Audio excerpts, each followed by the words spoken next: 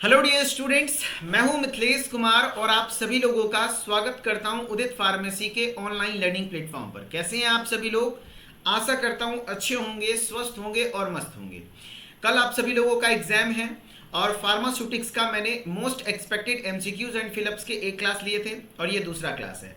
One shot revision के 3 class हो गए, वो कर लीजिए। और ये 2 एक्सपेक्टेड एमसीक्यूज वाला क्लास जो है बस इतना कर लीजिए लास्ट टाइम पर। अभी भी आपके पास टाइम है, कल भी दिन में आप रिवीजन कर लीजिए, आपका काम हो जाएगा। यहाँ से डायरेक्टली क्वेश्चन आएंगे, मतलब आएंगे, इसको गलती से भी मिस नहीं करना है। एंड जो ये मोस्ट एक्सपेक्टेड है ये बिल्कुल प्रीवियस ईयर क्वेश्चन है। जो भी क्वेश्चन अगर रिपीट होना होगा तो यहीं से क्वेश्चन रिपीट होगा, प्रीवियस ईयर क्वेश्चन। एंड आप लोग ध्यान रखिएगा, जब भी पेपर अटेम्प्ट करिएगा तो क्वेश्चन पेपर आएगा तो बहुत देख करके घबराना नहीं है। अगर बहुत ज़्यादा ईजी आ जाए तो बहुत ज़्यादा बौला नहीं हो जाना है, ना ही बहुत ज़्यादा हार्ड आ जाएगा तो नर्वस नहीं हो जाना है। ठीक है, देखो डी फार्मा का पेपर में ऐसा कुछ रहा है ना कि पेपर कैसा आ सकता है, या तो हल्का आएगा, या तो मुश्किल आएगा, या तो एकदम आउट ऑफ सिलेबस आ जाएगा।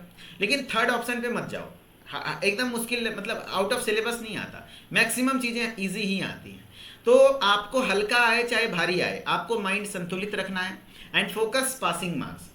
सबसे पहला फोकस, जब भी क्वेश्चन आपको मिले तो क्वेश्चन को चारों बगल पलटिए और आप थोड़ा अनुमान लगाइए क्या आपसे बस 25 मार्क्स के क्वेश्चन बन जाएंगे। पासिंग मार्क्स 80 में 25 है ना जी? हाँ, अगर पासिंग मार्क्स क्वेश्चन बन पा रहे हैं तो बस पहले पासिंग मार्क्स दे करके मन को ठंडा कर लीजिए। हाँ भैया, और जरूरी नहीं कि एकदम एग्जैक्टली आंसर याद हो। अगर हैमर मिल दिख गया तो हाँ भैया हमसे लिखा जाएगा, अगर सिरप दिख गया तो हाँ लिखा जाएगा। मतलब समझ रहे हो बात को? इस तरीके से आपको देखना है। हाँ, और क्वेश्चन आपको अंतिम में मैं यही कहूँगा, क्वेश्चन कोई भी छोड़ना नहीं है। सबसे पहले एमसीक्यू वाला पार्ट कवर करना है, बने चाहे नहीं बने, पहला पेज आपका एमसीक्यू का होना चाहिए। स्टार्टिंग में जो बनेगा बना दीजिए, नहीं तो खाली जगह छोड़ दीजिए। जो लास्ट में फिर इधर उधर पूछ पाछ करके या फिर अपने से लास्ट में भर दीजिएगा। ठीक है, फिर उसके बाद शॉर्ट क्वेश्चन, फिर उसके बाद लॉन्ग क्वेश्चन सेपरेट। इस पर एक वीडियो मैंने बना दिया है, कैसे पेपर अटेम्प्ट करना है, क्या कॉपी लिखना है नहीं लिखना है, आपके उदित सेंट्रल फार्मेसी के यूट्यूब चैनल पर मैंने अवेलेबल कर दिया। एक वीडियो देख लीजिएगा, बहुत इंपॉर्टेंट रहने वाला है, बहुत हेल्प करेगा। मैं दिखा देता हूँ एक बार आप सभी लोगों को वो वीडियो, ताकि कोई बच्चा अगर मिस कर रहा है तो वो वीडियो मिस ना करे। सर्च करिए सेंट्रल फार्मेसी, सेंट्रल फार्मेसी है ना, सेंट्रल फार्मेसी सर्च करेंगे। जैसे सेंट्रल फार्मेसी सर्च करेंगे आपको मेरी चैनल आ जाएगी एंड सबसे पहला ही वीडियो है ये, देखो है ना, डी फार्मा एग्जाम कॉपी लिखने का सही तरीका, यही वीडियो आपको देखना है। एकदम प्रॉपर तरीके से मैंने बताया है, एक्सप्लेन किया है कि कैसे क्या है। तो अगर नहीं देखे हो तो भैया देख लेना, ताकि पेपर अटेम्प्टिंग स्ट्रेटजी पता चल जाए। एंड बिल्कुल भी घबराना नहीं है। ठीक है, चलो अभी हम लोग एमसीक्यूज स्टार्ट कर रहे हैं। ओके, सबसे पहला एमसीक्यू है the full form of FIP. FIP का फुल फॉर्म वेरी इंपॉर्टेंट है, वेरी इंपॉर्टेंट है। Full form of FIP, FIP का फुल फॉर्म बताइए।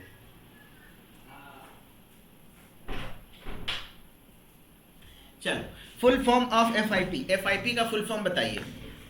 एफआईपी का फुल फॉर्म बताइए क्या होता है? तो faculty induction program, no, international pharmaceutical federation होता है। जी हाँ, सब लोग कंफ्यूजन हो जाते हैं, जबकि आईपीएफ इसी को कहा जाता है, आईपीएफ भी कहा जाता है। एफआईपी को ही आईपीएफ भी कहा जाता है, याद रख लीजिएगा। एफआईपी को ही आईपीएफ भी कहा जाता है, आईपीएफ भी कहा जाता है, इंटरनेशनल फार्मास्यूटिकल फेडरेशन। एक हो जाता है NHP, NHP national health policy. फिर फुल फॉर्म क्या क्या आ सकता है मैं एक बार रिवाइज करा देता हूँ। पीसीआई का फुल फॉर्म आ सकता है, pharmacy council of India. IPC का फुल फॉर्म आ सकता है, इंडियन फार्माकोपिया कमीशन। फिर एफआईपी का फुल फॉर्म आ सकता है, यानी इंटरनेशनल फार्मास्यूटिकल फेडरेशन, या तो आईपीएफ इसी को कहते हैं। हाँ जी, ये सब इंपॉर्टेंट है जो कि आपके एग्जाम में पूछा जा सकता है। ठीक है, चलो कह रहा है fine powders must be pass through which of the following sieve number. Fine powder, fine powder किस नंबर सीव से पास कर जाएगा 100%? बताओ। फाइन पाउडर, तो मैंने बताया था 5 प्रकार का पाउडर होता है, तो 5 प्रकार के पाउडर में फाइन पाउडर किससे पास कर जाएगा? तो वेरी फाइन बोलेगा तब 120, ध्यान रखना। वेरी फाइन अगर बोलेगा, अगर आपको वेरी फाइन बोलेगा तब 120 नंबर सीव से होता है। अगर फाइन बोल देगा तो आपका 85 नंबर सीव से पास करेगा, 85 है ना, 85 नंबर सीव से पास करेगा, 85 नंबर सीव से, 85 नंबर सीव से। देखो 5 प्रकार के पाउडर होते हैं, कोर्स पाउडर है ना, मॉडरेटली कोर्स पाउडर, क्या क्या है बताओ? कोर्स पाउडर है है ना, कोर्स पाउडर है, मॉडरेटली कोर्स पाउडर है, मॉडरेटली फाइन पाउडर है, फाइन पाउडर है, वेरी फाइन पाउडर है। 5 प्रकार के पाउडर हैं। एंड पहला जो है कोर्स पाउडर 10/44 कहलाता है, यानी 10 नंबर सीव से 100% पास कर जाएगा, 44 नंबर से 40%। मॉडरेटली कोर्स पाउडर जो 22/60 होता है, यानी 22 नंबर से 100%, 60 नंबर से 40%। मॉडरेटली फाइन पाउडर 44/85 होता है, यानी 44 नंबर से 100%, 85 नंबर से 40%। आपसे सवाल फाइन पाउडर का पूछा गया है, 85 नंबर, इसका 40% वाला डाटा नहीं होता है फाइन और वेरी फाइन का। एंड वेरी फाइन बोलेगा तो 120 नंबर, एकदम याद रहना चाहिए। फाइन 85 जबकि वेरी फाइन बोलेगा तो 120। ठीक है। क्वेश्चन है which of the following is related to the principle of ball mill. Ball mill के प्रिंसिपल से रिलेटेड कौन सा है? क्या है बॉल मिल का principle? Principle of impact, principle of attrition, principle of compression, principle of impact and attrition. बताइए which of the following is related to the principle of ball mill. Ball mill का principle इसमें से कौन सा है? Principle of impact, attrition, compression, impact and attrition. क्या होगा answer बताइए। तो बॉल मिल जब भी बोलेगा तो बॉल मिल अगर बात करेंगे तो बॉल मिल में क्या होता है बताओ? Principal of impact and attrition दोनों लगता है। यहाँ पर इम्पैक्ट भी लगता है, एट्रिशन भी लगता है। जबकि अगर आपसे हैमर मिल पूछेगा, हैमर मिल पूछेगा, हैमर मिल पूछेगा तो क्या हो जाएगा आंसर? Principal of impact. अगर आपसे साइक्लोन सेपरेटर पूछ देगा, साइक्लोन सेपरेटर का जो होता है आपका क्या होता है इसमें प्रिंसिपल, तो centrifugal force, centrifugal force, centrifugal force होता है। ठीक है। हाँ चलो नेक्स्ट है थ्योरी ऑफ। अच्छा आप लोगों से बॉल मिल से रिलेटेड मैं पूछता हूं सवाल। अच्छा बताओ ग्राइंडिंग के लिए, याद रखना बॉल मिल सबसे अच्छा किसके लिए माना जाता है? Grinding powders, grinding for powder है ना, पाउडर बनाने के लिए, एकदम महीन करने के लिए, ग्राइंडिंग के लिए इस्तेमाल होता है। ठीक है। हाँ और इसमें बॉल्स का मात्रा कितना होता है? 30 to 50%। यानी जैसे हमारे मान लो बॉल मिल का ये कंटेनर है तो इसमें बॉल का मात्रा कितना भरा हुआ रहेगा? 30 से 50% volume. Theory of filtration is governed by, theory of filtration इसमें क्या होगा? Darcy's law, Fick's law, Stokes law, none of this. बताओ theory of filtration is governed by, theory of filtration, filtration की थ्योरी यानी कि कौन सा होगा? तो मैंने बताया था थ्योरी की फिल्ट्रेशन की कितनी होती है? 3। कौन कौन सी? एक पॉलीज इक्वेशन, दूसरा डार्सीज इक्वेशन, तीसरा कोजेन कार्बन इक्वेशन। यहाँ ऑप्शन में डार्सीज लॉ दिख रहा है यानी आंसर हो जाएगा डार्सीज लॉ। क्या हो जाएगा? Darcy's law. Very good. देखो आपके पॉलीज इक्वेशन होते हैं जो कि आपके थ्योरीज ऑफ फिल्ट्रेशन दिखाते हैं। एंड एक बार सवाल आ गया था कि बताओ भैया पॉलीज इक्वेशन में ये भी का मतलब क्या है? तो भी का मतलब होता है रेट ऑफ फ्लो। याद रखना पॉलीज इक्वेशन इक्वल टू अगर लिखने आ जाएगा थ्योरी ऑफ फिल्ट्रेशन तो लिखना पड़ेगा pi delta P R to the power 4/8L eta. ठीक है। हाँ यहाँ पर आपका डेल्टा पी क्या है? प्रेशर डिफरेंस है। ठीक है चलो वेरी गुड। एंड भी क्या है? आपका रेट ऑफ फ्लो है। उसी तरीके से डार्सीज इक्वेशन क्या होता है? तो यहाँ पे भी भी इक्वल टू भी मतलब रेट ऑफ फ्लो, भी मतलब रेट ऑफ फ्लो, के ए डेल्टा पी बटे ईटा एल। और यहाँ भी मतलब रेट ऑफ फ्लो है, के मतलब परमिएबिलिटी कॉफिशिएंट है, डेल्टा पी मतलब प्रेशर डिफरेंस है। ठीक है। हाँ और यहाँ ईटा का मतलब पूछा जा सकता है, याद रखना ये ईटा का मतलब होता है विस्कोसिटी। ईटा इसको पढ़ते हैं, इसको ईटा पढ़ते हैं, विस्कोसिटी होता है इसका मतलब। ठीक है। फिर है Kozeny Carman equation, KC equation इसी को कहते हैं। Kozeny Carman equation equal to होता है v बराबर a/ns² इंटू डेल्टा पी बटे के एल इंटू समेसन स्क्वायर बटे 1 माइनस ई स्क्वायर। ई बोल सकते हो उसको। ई मतलब ये जो दिखाया जा रहा है ना इसको पोरोसिटी ऑफ केक कहते हैं। ठीक है ध्यान रखना। आपको ये तीनों पॉलीज इक्वेशन, डार्सीज इक्वेशन और कोजेन कार्बन इक्वेशन ये तीनों किसको रिप्रेजेंट कर रहा है? किसको एक्सप्लेन कर रहा है? फिल्ट्रेशन की थ्योरीज है। फिल्ट्रेशन इन साइक्लोन सेपरेटर, साइक्लोन सेपरेटर में separation will depend upon, separation किस पर डिपेंड करता है? तो अगर साइक्लोन सेपरेटर आपने पढ़ा है तो आपको पता है साइक्लोन सेपरेटर ऐसा कुछ होता है, इसमें यहाँ इनलेट लगा होता है और ये आउटलेट होता है। पार्टिकल बहुत तेजी से घूमता है तो यहाँ पर पार्टिकल्स का जो प्रिंसिपल होता है सेंट्रीफ्यूगल फोर्स, हाँ सेंट्रीफ्यूगल फोर्स, एंड पार्टिकल्स के साइज और डेंसिटी दोनों पर डिपेंड करता है। ठीक है। पार्टिकल्स के साइज और डेंसिटी दोनों पर डिपेंड करता है। पार्टिकल के साइज और डेंसिटी दोनों पर डिपेंड करता है। Very good. पार्टिकल के साइज और डेंसिटी दोनों के ऊपर डिपेंड करता है। ठीक है वेरी गुड। नेक्स्ट है which of the following is used for containers meant for storage of injectables. बताओ इसमें से कौन सा कंटेनर इंजेक्टेबल के लिए इस्तेमाल होता है? तो टाइप 1 और टाइप 2 ग्लास मेनली, जैसे 4 प्रकार का ग्लास है तो उसमें टाइप 1 को आप क्या कहते हैं बताओ, बोरोसिलिकेट ग्लास, एंड टाइप 2 को ट्रीटेड सोडा लाइम ग्लास। ये दोनों ग्लास थोड़ा ज़्यादा बेटर होता है, जो कि आपका इंजेक्टेबल्स के स्टोरेज के लिए इस्तेमाल होता है, इंजेक्शंस को स्टोर किया जाता है, ठीक है।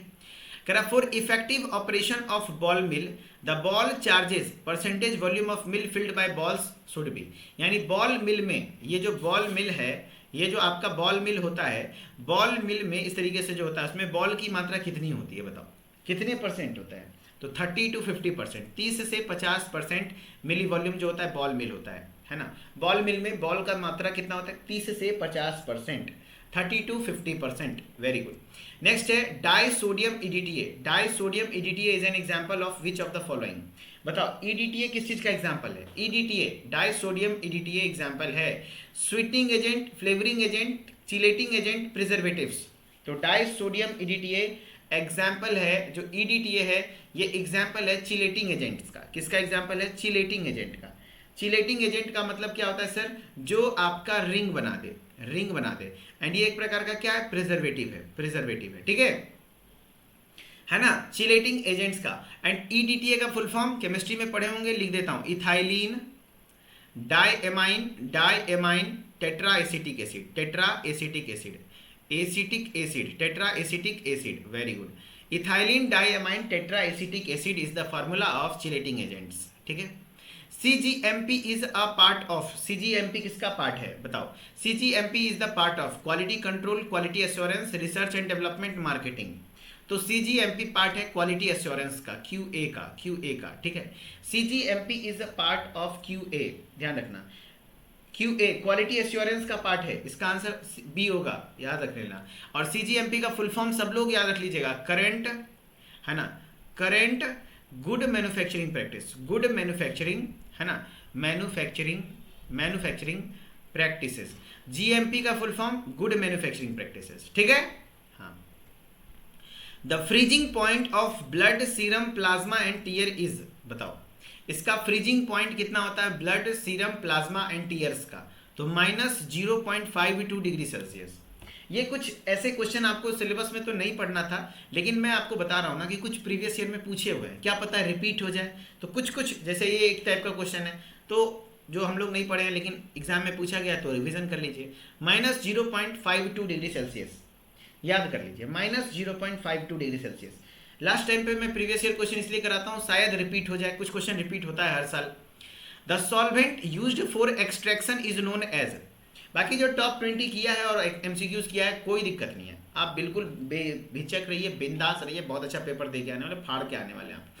The solvent used for extraction is known as, बताओ उस सॉल्वेंट को क्या कहेंगे जिसका इस्तेमाल हम लोग एक्सट्रैक्शन के लिए करते हैं। तो एक्सट्रैक्शन के लिए जिस सॉल्वेंट का इस्तेमाल करते हैं उसको मेंस्ट्रुअम कहते हैं, मेंस्ट्रुअम, उसको हम लोग मेंस्ट्रुअम कहते हैं, वेरी गुड। जैसे पानी में चायपत्ती डाल के खोलाते हो तो उसका टेनिन निकल जाता है, तो पानी सॉल्वेंट हो गया तो मेंस्ट्रुअम। जिस सॉल्वेंट का इस्तेमाल आप एक्सट्रैक्शन के लिए करते हैं वो मेंस्ट्रुअम। एंड आफ्टर एक्सट्रैक्शन प्रोसेस जो सॉलिड रेसिड्यू बच जाता है, सॉलिड रेसिड्यू जो सिट्ठी बच जाता है, सॉलिड रेसिड्यू आफ्टर एक्सट्रैक्शन, तो वो होता है मार्क, वो होता है मार्क, है ना। हाँ, एक्सट्रैक्ट क्या होता है, जो क्लियर लिक्विड हमें प्राप्त हो जाता है, क्लियर लिक्विड, है ना। जैसे एक्सट्रैक्शन करने के बाद जो आपको ऐसा लिक्विड जिसमें सारा केमिकल कॉन्स्टिट्यूएंट है वो आपका एक्सट्रैक्ट होता है। स्लरी, स्लरी देखो सस्पेंशन, हम लोग फिल्ट्रेशन में पढ़े थे, स्लरी क्या होता है, सस्पेंशन टू बी फिल्टर, जिसको हमको फिल्टर करना है वो स्लरी कहलाता है। देखो फिल्ट्रेशन भी याद कर लेना, फिल्ट्रेशन क्या होता है, एक प्रोसेस है separation of solid from fluid, यानी फ्लूइड से सॉलिड को सेपरेट करना, passing through porous medium, porous medium के माध्यम से, तो वो आपका क्या कहलाता है, फिल्ट्रेशन कहलाता है। इसमें 4 टर्म्स होते हैं, है ना। स्लरी मतलब सस्पेंशन टू बी फिल्टर, जिसको फिल्टर करना है। फिल्टर मीडियम मतलब जो पोरस मीडियम, छिद्र युक्त माध्यम जो कि सॉलिड को रिटेन कर ले, जैसे छन्नी में ये पोरस मीडियम है जो सॉलिड को रिटेन कर लेता है। फिल्टर केक क्या कहलाता है, फिल्टर केक जो कि आपके चायपत्ती के ऊपर, जैसे छकनी के ऊपर जो चायपत्ती जमा हो जाता है ना, वो फिल्टर केक, यानी solid accumulated solid on the filter medium, है ना, यानी कि जो एक्यूमुलेट हो जाता है सॉलिड वो। फिल्ट्रेट क्या होता है, जो क्लियर लिक्विड आप पास हो रहा है ना नीचे देखो, वो आपका clear liquid passing through the filter, filter के द्वारा अच्छे से पास कर जाए वो फिल्ट्रेट होता है ना। तो एक्सट्रैक्शन में 3 टर्म है, मार्क, मेंस्ट्रुअम और एक्सट्रैक्ट। मार्क मतलब सॉलिड रेसिड्यू आफ्टर एक्सट्रैक्शन, ये जो मार्क है ना, जो सिट्ठी बच जाता है। मेंस्ट्रुअम सॉल्वेंट, एक्सट्रैक्ट मतलब जो आपका केमिकल वाला जो लिक्विड मिला। अब फिल्ट्रेशन में 4 टर्म है। स्लरी मतलब सस्पेंशन टू बी फिल्टर्ड, जिसको सस्पेंशन मतलब वैसा सस्पेंशन जिसको फिल्टर करना है। फिल्टर मीडियम, पोरस मीडियम, छिद्र युक्त माध्यम जो सॉलिड को रिटेन कर ले। फिल्टर केक जो कि आपका उसके ऊपर फिल्टर सॉलिड एक्यूमुलेट हो जाए। फिल्ट्रेट जो clear liquid passing through the filter, जो कि फिल्टर के द्वारा पास हो जाता है, ठीक है। ये देखो आपका फिल्ट्रेशन में होता है, ठीक है। अब enteric coated tablet are design to be release in, जो एंटेरिक कोटेड टैबलेट होते हैं, बताओ एंटेरिक कोटेड टैबलेट होते हैं वो किस लिए डिजाइन होता है, कहां पर? तो नाम ही है एंटेरिक कोटेड, यानी सीधा वो इंटेस्टाइन में रिलीज होगा, सीधा वो इंटेस्टाइन में रिलीज होगा, है ना, हाँ इंटेस्टाइन में रिलीज होगा। एंड इस एंटेरिक कोटेड टैबलेट का डिसइंटीग्रेशन टाइमिंग बताओ। Disintegration timing according to IP, तो इसका डिसइंटीग्रेशन टाइमिंग होता है 120 मिनट्स, 120 मिनट, वेरी गुड। अब सबका बता दो तो अनकोटेड टैबलेट का कितना होता है, अनकोटेड टैबलेट का कितना होता है? तो अनकोटेड टैबलेट का होता है 15 मिनट, अनकोटेड टैबलेट का 15 मिनट। अच्छा कोटेड टैबलेट का, शुगर कोटेड की या तो कोटेड बोल दो या तो शुगर कोटेड बोल दो, तो 60 मिनट, 60 मिनट। जबकि फिल्म कोटेड, एक फिल्म मतलब होता है थिन लेयर, है ना, फिल्म कोटेड तो कितना हो जाएगा 30 मिनट, याद कर लीजिएगा, ये डिसइंटीग्रेशन टाइमिंग है। चलो बीसीजी वैक्सीन, बेसिलस कैलमिट ग्यूरिन इसका फुल फॉर्म होता है, बीसीजी का फुल फॉर्म बेसिलस, है ना, कैलमिट ग्यूरिन। और आपको एमएमआर डीपीटी का भी फुल फॉर्म याद रखना है। MMR measles, mumps, rubella, DPT यानी डिप्थीरिया, पर्ट्यूसिस और टेटनस, ठीक है। BCG vaccine use to protect from which of the following, बताओ किस चीज से प्रोटेक्ट करता है? स्मॉल पॉक्स, टाइफाइड, या तो पोलियोमाइलाइटिस या तो ट्यूबरकुलोसिस। तो बीसीजी हमें ट्यूबरकुलोसिस, ये एक प्रकार का बैक्टीरियल वैक्सीन है जो कि ट्यूबरकुलोसिस से बचाने का काम करता है, ट्यूबरकुलोसिस से प्रिवेंट करता है हम लोगों को, ठीक है। क्वेश्चन है which of the following is an example of NDDS, पूछा जाएगा full form NDDS, novel drug delivery system. जो भी फुल फॉर्म बता रहा हूं याद रख लेना, NDDS novel drug delivery system लिखा हुआ है ना, हाँ। इसमें एग्जांपल क्या है? नोवल ड्रग डिलीवरी सिस्टम में होता क्या है? नया तरीका दवा को बॉडी में एडमिनिस्टर करने का। सफलेशन, सपोजिटरी, इम्प्लांट या लिनमेंट, तो सब कुछ पुराना ही है, बस एक इम्प्लांट जो स्किन में माइनर सर्जरी करके डाल देते हैं और ये धीरे धीरे लंबे समय तक, खास करके कॉन्ट्रासेप्टिव में इस्तेमाल करते हैं। एक बार लगा देते हैं तो लंबे समय तक धीरे धीरे आपका दवा रिलीज होता रहता है और बॉडी में एक्शन शो करता है। आंसर हो जाएगा implant, very good. The size, 5 size capsule can be filled the volume of, यानी 5 साइज कैप्सूल, मैंने बताया था सबसे बड़ा 000, अरे सबसे बड़ा 000, सबसे छोटा 5 नंबर, तो इसका वॉल्यूम कितना है? वॉल्यूम मैंने बताया था सबसे बड़ा का वॉल्यूम पूछता है, या तो सबसे छोटा का या तो बीच वाला का। तो सबसे बड़ा वाला का क्या था? मैंने बताया था 137 लिखो, पॉइंट लगा दो, यानी 1.37, 1.37, और एक और पॉइंट आगे कर दोगे तो 0.13, है ना, हाँ। तो याद रखना ये सबसे छोटा वाला है, तो आपका क्या हो जाएगा 0.13 ml, 0.13 ml। देखो मैंने आपको लगा दिया है, सबसे बड़ा वाला 000 होता है जो कि 1.37 ml, और ये हार्ड जेलेटिन कैप्सूल होता है, हार्ड जेलेटिन कैप्सूल, उसी का 8 डिफरेंट स्टैंडर्ड साइज है। एंड सबसे छोटा वाला 5 नंबर 0.13 ml, एंड 1 नंबर वाला 0.5 ml होता है, ठीक है, आधा। चलो क्वेश्चन नंबर 6 है, minimum qualification to become registered pharmacist under pharmacy act 1948। देखो प्रीवियस ईयर क्वेश्चन में काफी बार पूछा हुआ है, मिनिमम क्वालिफिकेशन बताओ रजिस्टर्ड फार्मासिस्ट बनने का, अगर फार्मेसी एक्ट 1948 के तहत बात करें तो pharm D, D pharm, B pharm, M pharm. अगर किसी को मिनिमम बनना है तो diploma in pharmacy, and diploma in pharmacy में याद रख लेना ये 2 साल का एकेडमिक प्रोग्राम है प्लस 3 महीने का हॉस्पिटल ट्रेनिंग होता है, 500 घंटे का। एंड किस एक्ट के तहत? फार्मेसी एक्ट 1948 के तहत। The 4th edition of IP यानी Indian pharmacopoeia was published in, Indian pharmacopoeia का 4था एडिशन कब पब्लिश हुआ था? तो पहला एडिशन कब हुआ था? मेरे साथ बोलो 1955, दूसरा 1966, तीसरा 1985, चौथा 1996, पांचवा 5 2 7 2007, आठवां 2008, सॉरी पांचवा के बाद छठा होता है, छठा 2007, छठा 6 4 10 यानी 2010, और फिर आपका 7वां 7 दूनी 14 2014, 8वां 18, 9वां 22, लेटेस्ट 22 है, ठीक है। तो यहाँ पे क्या पूछ रहा है? 4th एडिशन, चौथा वाला क्या हो जाएगा 1996। एकदम ऐसे याद होना चाहिए जैसे मुझे याद है ना। देखो मैंने लिख दिया ना एकदम सीक्वेंस में, 1 2 3 4 5 6 7 8 9, ठीक है, टोटल 9 एडिशन आ चुका है। चेयरमैन भी याद हो जाएगा, doctor B N Ghosh, doctor B Mukherjee, भूत का मुखरा देखकर नाचेंगे 3 बार, यानी पांचवा छठा सातवां तीसरा चौथा पांचवा। देखो ये चार्ट मेरे पास है ही तो मैं लिख क्यों रहा हूँ। देखो आपका ये सब याद रख लेना, ये चार्ट तो पूरा याद कराया हुआ है। पहला एडिशन 1955, सेकंड 1966, थर्ड 1985, चौथा 1996, पांचवा 2007, छठा 2010, सातवां 2014, आठवां 18, नौवां 22। ठीक है, एंड इसमें आपके चेयरमैन वगैरह याद कर लीजिएगा। ठीक है, चलो क्वेश्चन नंबर 18 है, sugar coating tablet ceiling is done by. सब कुछ पढ़ाया हुआ है, सब कुछ पढ़ाया हुआ है। अरे भैया देखो एप्पल वाले बच्चे को तो कोई दिक्कत नहीं आ रही होगी, हाँ जो बच्चा पढ़ा है तो कोई दिक्कत नहीं हुआ होगा, टॉप 20 भी कम से कम किया है तो कोई दिक्कत नहीं, सब याद होगा, है ना। बताओ शुगर कोटिंग टैबलेट में सीलिंग किसके द्वारा की जाती है, तो सीलेक के द्वारा। किसके द्वारा, सीलेक के द्वारा। एंड जिलेटिन का इस्तेमाल कहाँ होता है, कैप्सूल के आउटर सेल, कैप्सूल का जो आउटर कवरिंग होता है ना, ये बना होता है किसका, जिलेटिन का। एंड जिलेटिन प्राप्त किससे होता है, एनिमल्स के बोन एंड स्किन से, हड्डियों एवं चमड़ियों से। रेक्टिफ्लिड स्पिरिट कंटेंट्स, जो रेक्टिफ्लिड स्पिरिट होते हैं, स्पिरिट में क्या होता है, तो 90% भी बाई भी एथेनॉल होता है, 90% क्या होता है, इथेनॉल। इसीलिए उसमें से शराब जैसा स्पिरिट जो होता है ना, जो मारते हो है ना, हाथ वगैरह सैनिटाइज करने के लिए, उसमें क्या होता है, इथेनॉल होता है 90%। इसीलिए उसमें आप आग लगाइएगा तो आग लग जाएगा। 90% भी बाई भी इथेनॉल, वेरी गुड।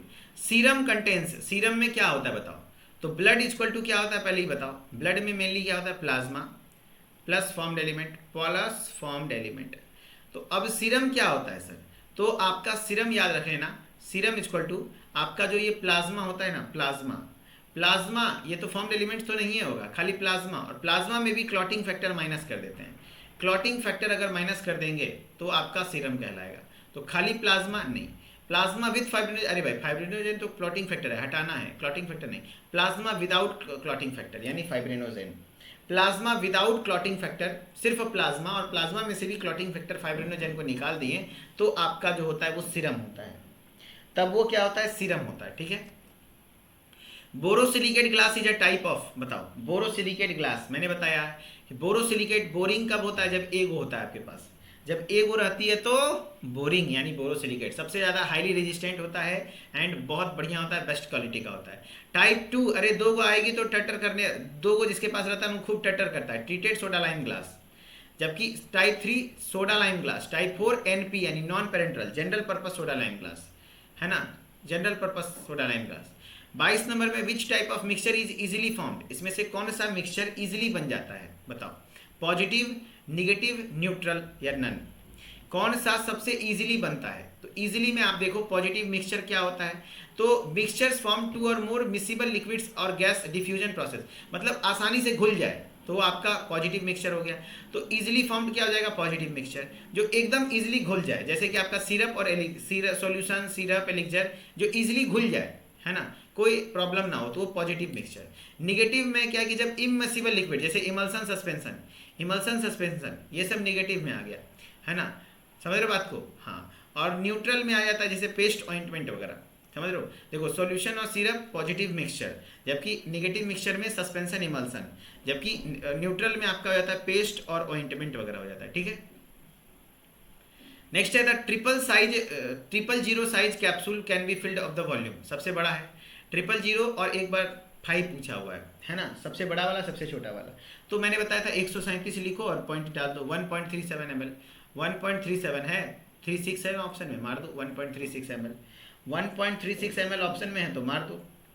ठीक है, चलो नेक्स्ट है lead is a dash type of packaging material, lead किस प्रकार का पैकेजिंग मटेरियल है, लेड किस प्रकार का पैकेजिंग मटेरियल है, तो लेड एक प्रकार का मेटल, मेटल में क्या क्या आता है सर, तो एल्यूमिनियम, याद रख लेना एल्यूमिनियम आता है, और उसके बाद क्या क्या आता है सर, तो एल्यूमिनियम के साथ साथ आ जाता है स्टीन और लेड, ये 3 को आ जाता है जो कि आपके aluminium as a packaging material है, तो मेटल। ठीक है, और याद रख लेना ग्लास में भी एक बहुत इंपॉर्टेंट क्वेश्चन है, जो भी फोटो सेंसिटिव ड्रग होता है, फोटो सेंसिटिव ड्रग यानी कि लाइट सेंसिटिव ड्रग को किस में स्टोर करते हैं, तो amber colour, amber coloured container, amber यानी ब्राउन कलर वाला जो कंटेनर होता है उसमें, जो फोटो सेंसिटिव ड्रग होते हैं उसको एम्बर कलर कंटेनर में रखा जाता है। देखो है ना, देखो aluminium, tin, lead. The 8th edition of IP, Indian pharmacopoeia का 8वां एडिशन, तो 8वां एडिशन क्या होता है बताओ भैया, 8वां एडिशन होता है 8वां 18 2018, है ना, ऑप्शन है 2018। देखो 18 होता है 2018। 1985 तो तीसरा है ना, पहला 1955, दूसरा 66, तीसरा 85, हाँ 1996 चौथा है। चलो ठीक है। नेक्स्ट है water soluble ointment bases are also known as. Water soluble है तो उसको ग्रीसी नहीं कहेंगे, ग्रीसलेस कहेंगे। जो वाटर सोल्यूबल नहीं होते हैं उसको ग्रीसी ऑइंटमेंट बेस कहते हैं, लेकिन जो वाटर सोल्यूबल है ही तो ये ग्रीसलेस ऑइंटमेंट बेस, यानी ये ग्रीसलेस होते हैं। ठीक है। The pharmacy act came in force in, पिछले बार ये क्वेश्चन रिपीट हुआ था। फार्मेसी एक्ट कब आया है? 1947, 1948, 1949, 1950। 1950 pharmacy act came in force in. Pharmacy act तो 1948। 19 अब एक चीज मैं बता दे रहा हूं, देखो फार्मेसी एक्ट 1948, आईपीसी का भी गठन 1948 में ही हुआ है, जबकि पीसीआई का गठन हुआ है 1949 में। आईपीसी का हेडक्वार्टर होता है गाजियाबाद उत्तर प्रदेश, जबकि इसका हेडक्वार्टर होता है new Delhi. Aspartame is an example of, aspartame किसका एग्जाम्पल है? तो आप याद रख लेना एस्पार्टेम है ना, एस्पार्टेम एग्जाम्पल है आर्टिफिशियल स्वीटनिंग एजेंट का, जैसे सैक्रीन, सैक्रीन है ना, और एस्पार्टेम, साइक्लामेट, ये सब क्या है? आर्टिफिशियल स्वीटनिंग एजेंट है। Simple syrup, simple syrup IP consist of sucrose is concentration, यानी सिंपल सिरप यानी अकॉर्डिंग टू आईपी उसमें कंसेंट्रेशन होता है सुक्रोज का कितना? तो 66.67% है ना। देखो 66.7% W/W, देखो यहाँ पे कंफ्यूजन होता है W/V, नहीं W/W होता है दोस्त, याद रखना W/W आईपी के अकॉर्डिंग, यूएसपी के अकॉर्डिंग होता है W/V, 85% W/V है ना। आंसर हो जाएगा बी, 66.7% W/W। नेक्स्ट क्वेश्चन है in cyclone separator separates a solid force is used to. बताओ साइक्लोन सेपरेटर में सॉलिड को सेपरेट करने के लिए किस प्रकार का फोर्स इस्तेमाल होता है? क्योंकि बाहर घूमता है, दीवार पे टकराता है तो बाहर की ओर फोर्स लगता है, यानी centrifugal, centrifugal, centrifugal force. C4 cyclone separator, C4 centrifugal, याद कर लो। ठीक है। तो फाइनली आप सभी लोगों को एमसीक्यू, देखो 3 सेशन हुआ है आपका लॉन्ग क्वेश्चन का, मतलब टॉप 20 क्वेश्चन का, वो तो रामबान है करना ही है, प्लस 2 ऑब्जेक्टिव सेशन हुआ है। सब टॉप 20 क्वेश्चन के फोल्डर में अपलोड कर दिया गया है। एंड सभी लोग अच्छे तरीके से पढ़िए, Mithilesh sir official Instagram ID से बने रहिए, जुड़े रहिए और अच्छे तरीके से पढ़िए। गुड लक एंड अच्छे से पढ़िएगा, बी पॉजिटिव, एकदम टेंशन नहीं लेना है, बहुत अच्छे नंबर मिलेंगे एकदम बढ़िया से। ठीक है, okay, thank you so much, bye bye, take care, फिर मिलते हैं नेक्स्ट क्लास में।